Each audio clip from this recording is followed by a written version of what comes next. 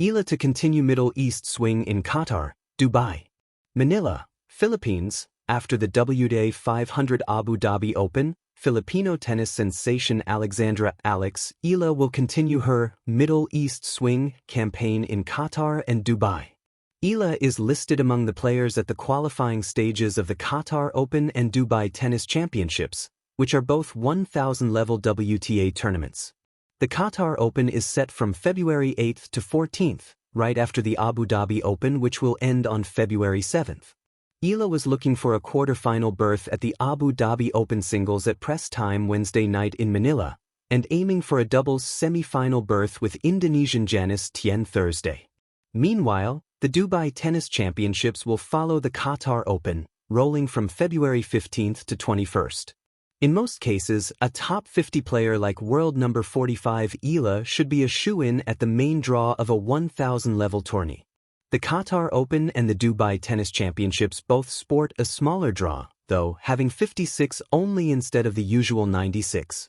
The direct entries for these kinds of tournaments are given to the top 40 to 45 players only, with the remaining slots awarded to wild cards like high-profile or promising players and local favorites. Eala officially made the top 45 last Monday only, her latest rank missing the entry deadline for both tournaments, which is usually weeks before play. Thus, Eala must earn her main draw spot through the qualifiers. Some of the players who are already in the main draw of both the Qatar Open and the Dubai Tennis Championships are Amanda Anisimova, Mira Andreeva, Maya Joint, Emma Raducanu, Australian Open champ Elena Rybakina, and world number 1 Aryna Sabalenka. Some players joining Eala in the qualifiers of both tournaments are Tjen, Christina Buxa, Hailey Baptiste, Magda Linette, and Kimberly Biril. World number 4 Anisimova is the defending champ at the Qatar Open, while number 7 Andreeva is the reigning titleist at the Dubai Tennis Championships. Eala carries momentum into the desert, a Middle East swing through Qatar and Dubai. The desert has a way of revealing who you are.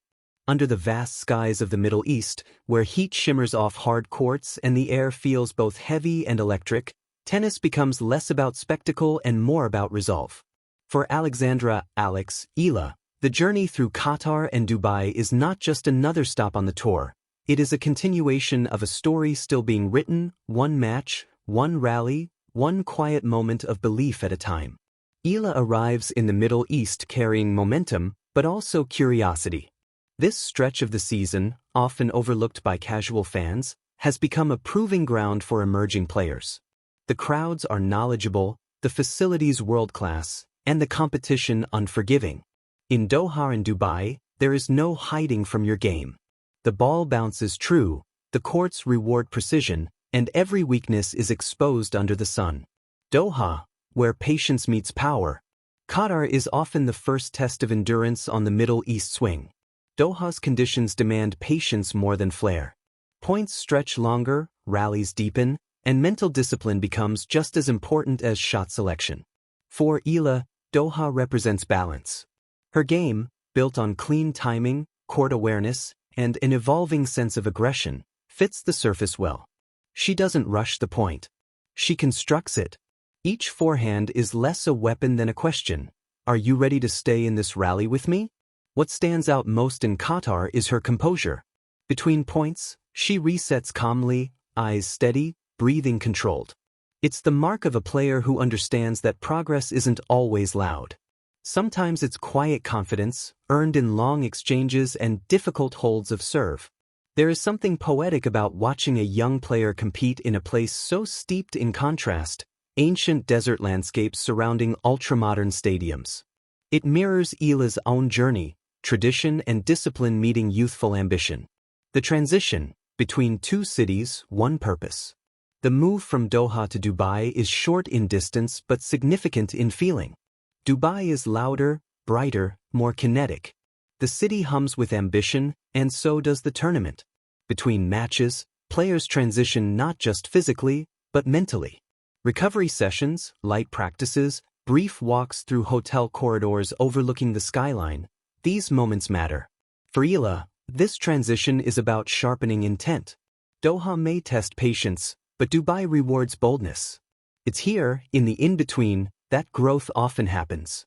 Coaches talk about learning how to travel well, and the Middle East swing teaches that lesson quickly. Hydration, sleep, adaptability, these are invisible skills, but they shape results. Eala's professionalism off the court becomes as important as her performance on it. Dubai, a stage for expression. If Doha is introspective, Dubai is expressive. The Dubai courts play faster, inviting players to step inside the baseline and take control. For Eala, this is an opportunity to show evolution.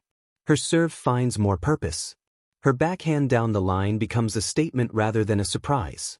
She starts points not just to survive them, but to finish them. The crowd in Dubai is diverse: locals, expatriates, traveling fans, and they respond to courage. They lean forward when a young player goes for a risky return. They applaud not just winners, but intent. Eala thrives in this atmosphere.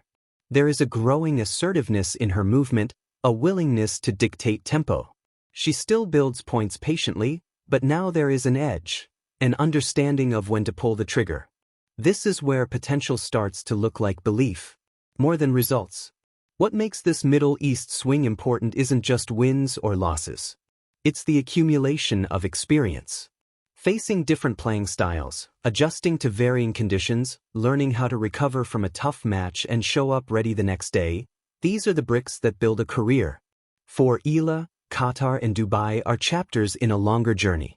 Each match adds texture to her game. Each challenge clarifies what still needs work. The desert doesn't flatter, but it teaches. There's also symbolism in this part of the tour. The Middle East, a crossroads of cultures and histories, reflects the global nature of modern tennis.